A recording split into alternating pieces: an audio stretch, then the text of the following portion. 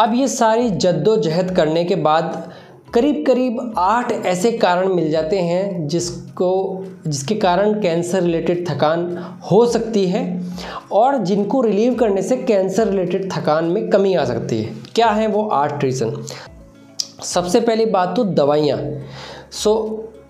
हम cancer doctor आपकी सारी दवाइयाँ जो आप ले रहे हैं, हो सकता है हार्ट के लिए ले रहे हो, किडनी के लिए ले रहे हो, थायराइड के लिए ले रहे हो, जिस भी कारण से ले रहे हैं, वो दवाइयाँ के साइड इफ़ेक्ट के कारण थकान हो सकती है, ये एसेस करते हैं। और अगर ऐसा है, फॉर एग्जांपल स्टैटिन जैसे अटोरवास्टैटिन या सिम्वास्टैटिन हार्ट के लिए देते हैं, उससे थकान बनी रह सकती है, तो वो हम चेंज करते हैं या कुछ दिन के लिए बंद भी करते हैं। दूसरा कारण क्या? पेन। अगर किसी कारण से बॉडी के अंदर पेन है, दर्द है, तो उस पेन को रिलीव करने से मात्र से हो सकता है पेशेंट को जो थकान कॉन्स्टेंटली रह रही है या डिस्ट्रेस रह रहा है वो कम कर सकें। और क्या कारण मिल जाते हैं जिसको हम ठीक कर सकते हैं? Emotional distress.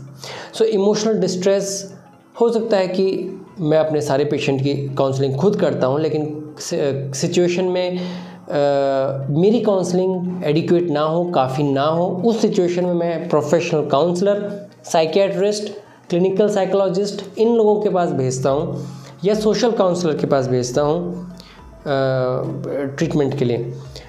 चौथा कारण क्या? अनीमिया।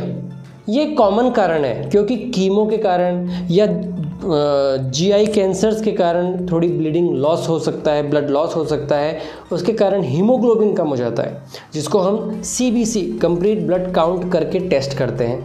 और अगर ये 8 से कम चले जाए तो हम बाहर से ट्रांसफ्यूज़ भी करते हैं पेशेंट को ताकि थकान में कमी हो। लेकिन हाँ, बहुत तेज़ी से बार बार हीमोग्लोबिन कम हो रहा है तो कुछ और टेस्ट लगते हैं कि कहीं ब्लड लॉस तो नहीं हो रहा, जैसे एंडोस्कोपी या कोलोनोस्कोपी करके चेक करते हैं कहीं ब्लीडिंग ना हो रही हो। और क्या? 5वां कॉज नींद में कमी।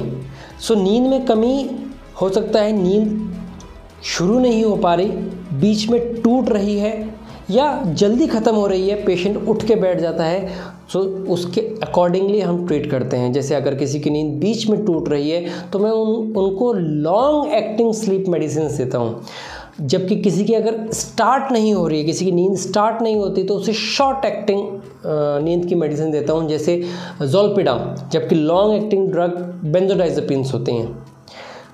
आप देखा, हिस्ट्री इज़ इम्पॉर्टेंट। आपसे क्या सवाल पूछे और आपने जो आंसर दी उसकी बेसिस पे ट्रीटमेंट होता है। इसके अलावा क्या? इसके अलावा हम छठा कारण सबसे मिलता है न्यूट्रिशन इम्बैलेंस। पेशेंट कोई तरह की फैट डाइट्स फॉलो कर रहा है, स्पेशल टाइप ऑफ खाना ही खा रहा है, जैसे उबला हुआ या फिर कीटो डाइट वगैरह। उसके कारण न्यूट्रिशनल इम्बैलेंस हो जाते हैं, कोई विटामिन की कमी हो जाती है। उस सिचुएशन में हम पेशेंट को कुछ मल्टीविटामिन स्टार्ट करते हैं या कोई स्पेशल सप्लीमेंटेशन, विटामिन ई या कोएंजाइम क्यू, इस तरह के सप्लीमेंट देकर हम थकान कम कर सकते हैं।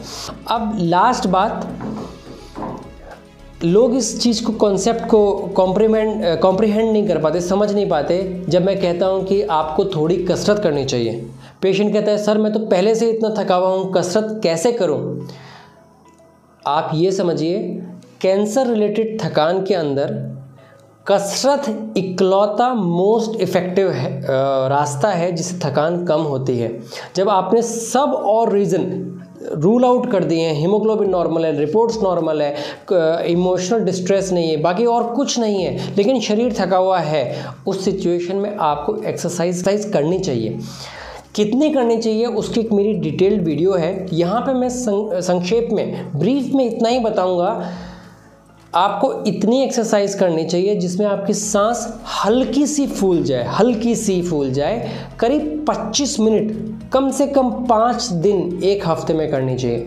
मैं बहुत सारे लोगों को देखता हूँ जो 30 साल के हैं, 40 साल के हैं और केवल हल्के हल्के वॉक करते हैं घर के अंदर और कहते हैं हम कसरत करते हैं। वो कसरत हो सकता है 80 की उम्र में आपके लिए काफ़ी हो, 30 की उम्र में काफ़ी नहीं है। तो जिस आपकी उम्र के हिसाब से, आपके फिटनेस के हिसाब से, आपकी कोमॉर्बिडिटीज़ मतलब दूसरी बीमारियां, किसी को हार्ट की प्रॉब्लम है, किडनी की प्रॉब्लम है, उन सबको नज़र में रखते हुए अगर आपकी बॉडी हल्की सी सांस फूले उतना आपको एक्सरसाइज करना चाहिए।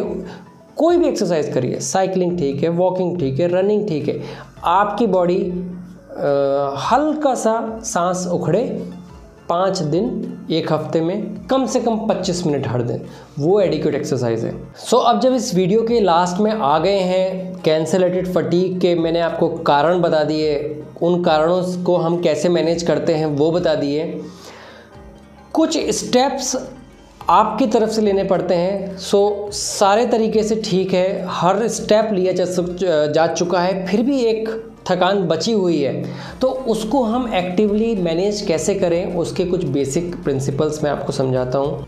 सबसे पहले तो आप ये समझिए कि जब कैंसर ट्रीटमेंट और कैंसर डायग्नोसिस होता है तो कुछ अमाउंट ऑफ वीकनेस होती है, सच होती है, और सारे एफर्ट्स लेने के बाद भी ये थकान हो सकता है ना जाए, इसलिए आप अपने आप से एक लिमिट में एक्सपेक्ट करें। फॉर एग्ज़ाम्पल, डायग्नोसिस से पहले अगर आप कोई काम या दौड़ भाग बहुत अच्छे से कर लेते थे, हो सकता है डायग्नोसिस के बाद आप उस प्रीवियस लेवल के एनर्जी लेवल तक ना पहुंच पाए। सो एक रियलिस्टिक एक्सपेक्टेशंस रखनी चाहिए कैंसर रिलेटेड फटीग को मैनेज करते वक्त। इसमें क्या करें? पहली बात, जो चीज़ इम्पोर्टेंट है वो लिस्ट बना के रखिए। जब आप उठते हैं या जो आपकी पीक एनर्जी टाइम है, फॉर एग्जांपल किसी को दोपहर में ठीक लगता है, सुबह थकान रहती है, शाम को थकान रहती है, तो वो पीक एनर्जी के टाइम पे जो आपने लिस्ट बनाई हुई है, इम्पॉर्टेंट वर्क है, प्रायोरिटाइज करिए कि ये चीज़ इंपॉर्टेंट है मुझे अटेंड करना, उसको उस पीक एनर्जी टाइम में करिए। जो नॉन एसेंशियल एक्टिविटीज़ है, जो इतनी इम्पॉर्टेंट नहीं है, वो आप दूसरे टाइम के लिए रख सकते हैं। अगर फॉर एग्ज़ाम्पल जिस स्पीड से आप पहले काम करते थे, एग्जाम्पल बताता हूँ, आप 2 किलो सब्जियाँ 15 मिनट में काट लेते थे, कैंसर फटीग के साथ हो सकता है वो 2 किलो सब्जियाँ आप 15 मिनट में नहीं काट पाएँ, और उस सिचुएशन में अगर आप अपने आप को फोर्स करें कि नहीं काटूंगा या काटूंगी, आपको थकान लिमिटिंग फैक्टर लगेगा, जिसके कारण क्वालिटी ऑफ लाइफ कम होती है। उस सिचुएशन में सजेस्ट करते हैं कि आप अपनी कंफर्टेबल पेस, हो सकता है आपको 25 मिनट लगें, उस पेस पे सब्जियां या वो जो भी काम आप करना चाहते हैं वो करिए। तीसरी बात, अगर कोई काम किसी और को दिया जा सकता है तो वो किसी और को डेलीगेट करिए, किसी और को दे दीजिए। सब काम खुद पे उठाना ज़रूरी नहीं। फॉर एग्ज़ाम्पल, आजकल बहुत सारे डिलीवरी प्लेटफॉर्म हैं, स्विगी, जोमेटो, उबर वगैरह। अगर शॉपिंग मटेरियल घर पे डिलीवर किया जा सकता है, अननेसेसरी मार्केट में जाना, ट्रैफिक में स्ट्रगल करके सामान उठा के लाना अवॉइड करिए, डेलीगेट करिए, किसी और को करने दीजिए, आपकी एनर्जी को सेव करिए। असिस्टेंट डिवाइसेस, सिंपल एग्जाम्पल बताता हूँ, थैली उठाना। अगर आप कोई सामान उठा रहे हैं तो हाथों में ना उठा के बैकपैक पहनिए। किताबें उठा रहे हैं या कोई सब्जी भी उठा रहे हैं, हाथों में उठाने की बजाय कंधे पे उठाइए, ताकि लोड शरीर के मेन हिस्से पे पड़े। इसको असिस्टेंस डिवाइसेस बोलते हैं, जिसके कारण हम थकान से कोप अप करना ईजी हो जाता है। एक गलती काफ़ी लोग करते हैं, थकान हो रही है तो सोने चले जाते हैं, दोपहर में सो जाते हैं तो रात को नींद नहीं आती, रात को नींद नहीं आती तो जो उनका स्लीप साइकिल है, जो स्ट्रक्चर है, वो डिस्टर्ब हो जाता है। तो एक कांस्टेंट फीडबैक मैकेनिज़्म हो जाता है कि आपकी इर्रेगुलर लाइफस्टाइल के कारण आपकी थकान बनी हुई है। नॉर्मल बंदा भी अगर रात को ढंग से ना सोए तो थका रहता है। अगर आपको कीमोथेरेपी की थकान हो रही है और साथ में आप इर्रेगुलर लाइफस्टाइल जिए, दिन में 2 घंटे सो गए, रात को नींद नहीं आ रही है, तो आपको थकान ज़्यादा होगी। इस सिचुएशन में मेरा रिकमेंडेशन है कि एक रेगुलर लाइफस्टाइल, कितने समय उठना है उसको मेंटेन करिए। थकान के कारण अगर नींद लेनी भी पड़ रही है दोपहर में या शाम को, लिमिटेड टाइम के लिए रखिए, जिससे आपकी रात की नींद डिस्टर्ब ना हो। इम्पॉर्टेंट है। हम में से कई लोग, इंक्लूडिंग मैं, मल्टीटास्किंग करने लग जाते हैं। मैंने आपको बताया मल्टीटास्किंग कीमोथेरेपी मेंटल लेवल पे भी होती है, मल्टीटास्किंग नहीं कर पाएंगे। सो आप अगर एक टाइम पे एक ही काम पे फोकस करिए। हो सकता है कि आप मल्टीटास्किंग कैंसर डायग्नोसिस से पहले कर पा लेते हो, अभी एक बार में एक काम, आपकी मेंटल एनर्जी लिमिटेड है उसको इम्पॉर्टेंट काम पे फोकस करने का। इन सब एक्शन स्टेप्स को लेने के बाद भी अगर आपको थकान बनी हुई है जो आपकी लाइफस्टाइल को अफेक्ट कर रही है, तो हम कुछ एडिशनल स्टेप्स जैसे कुछ मेडिसिन्स, मल्टीविटामिन को छोड़ के कुछ एडिशनल मेडिसिन्स या कुछ नॉन फार्माकोलॉजिकल दवाइयों के बिना भी इंटरवेंशन करके थकान को मैनेज कर सकते हैं। वो क्या है वो समझते हैं। तो ये जो स्टेप्स हैं इसको हम नॉन फार्माकोलॉजिकल मतलब बिना दवाइयों के भी जितने करेक्टेबल कॉज हैं जिनको हम ठीक कर सकते थे थकान के, वो सब करेक्ट करने के बाद यूज़ करते हैं। सो आपकी सब रिपोर्ट्स नॉर्मल है, आपने अपनी प्रायोरिटी सेट कर ली है, एनर्जी टाइम टेबल बना लिया है, इम्पॉर्टेंट एक्टिविटीज़ टाइम पे करते हैं, स्लीप रेगुलर है, सबके बाद भी अभी भी आपको मॉडरेट या सीवियर या 5 से ऊपर के नंबर की थकान चढ़ी हुई है, तो क्या कर सकते हैं? इस सिचुएशन में कुछ दवाइयाँ और कुछ दवाइयों का बिना ट्रीटमेंट, दवाइयों के बिना ट्रीटमेंट में क्या ज़्यादा इफ़ेक्टिव है। सबसे पहली बात तो सम फॉर्म ऑफ एक्सरसाइज, किसी तरह की एक्सरसाइज इंक्लूडिंग प्राणायाम, लेकिन प्राणायाम पे लिमिट नहीं करना है। बेटर है कि आप योगा आसन मतलब बॉडी के पोस्चर वगैरह ये सब ट्रीटमेंट, ये सब एक्सरसाइज इंक्लूड करिए। इसके अलावा काउंसलिंग, एक समटाइम्स एक पेशेंट को जस्ट बोलने की कम्युनिकेट करने की रिक्वायरमेंट है जो एक काउंसलर पूरा करता है, और वो जब पेशेंट अपने आप को एक्सप्रेस कर देता है सो वो लाइट महसूस करता है। ये इमोशनल नहीं, इवन फिजिकल लेवल पे भी असर दिखाता है। सो काउंसलिंग के बहुत सारे नाम हैं जैसे कॉग्निटिव बिहेवियर थेरेपी या एजुकेशनल थेरेपीज़। बेसिकली इसमें पेशेंट एक्सप्रेस करता है। अब ये एक्सप्रेशन या एक्सप्रेसिव थेरेपीज़ केवल वर्बल लेवल मतलब बोलने के लेवल तक नहीं, हो सकता है कि आप लिखें, डायरी लिख सकते हैं अपने आप को एक्सप्रेस करने के लिए। जो लोग क्रिएटिव होते हैं, ड्राइंग जानते हैं, या बच्चे जो मेरे पेशेंट जो बच्चे हैं उनको मैं अक्सर कहता हूँ कि ड्रॉ करो। और मैंने ये भी देखा है कि जो पेशेंट अपनी ड्राइंग में मोटिवेशनल पिक्चर बनाते हैं या हैप्पी पिक्चर्स बनाते हैं उनको ये साइड इफ़ेक्ट्स कम होते हैं, इम्प्रूव हो जाते हैं। सो ये एक्सप्रेसिव थेरेपीज़ आप लिख कर, बोल के, ड्रॉ करके भी कर सकते हैं। इसके अलावा क्या, इसके अलावा एक्यूपंक्चर कई तरह का है जैसे चाइनीज़ एक्यूपंक्चर और Korean acupuncture, but acupuncture proven है कैंसर रिलेटेड थकान में हेल्प करने के लिए। सो मैं अपने सारे पेशेंट्स को एक्यूपंक्चर के लिए सजेस्ट करता हूँ, स्पेशली अगर बाकी सब तरीक़ों से थकान कंट्रोल में नहीं आ रही है तो। इसके अलावा कुछ लोगों को मसाज कराने से भी अच्छा लगता है। यह मैं एक वर्ड ऑफ कॉशन मतलब आपके लिए, इसमें लापरवाही ना बरतें। कई लोग मसाज थेरेपिस्ट को बुलाते हैं और डीप टिश्यू मसाज कराने लग जाते हैं। कैंसर अक्सर या कभी कभी बोन तक फैला हुआ होता है। सो इस सिचुएशन में अगर किसी बोन में कैंसर फैला हुआ है और कोई मसाज थेरेपिस्ट आके बहुत ज़ोर से प्रेशर दे दे, उस सिचुएशन में बोन ब्रेक हो सकती है।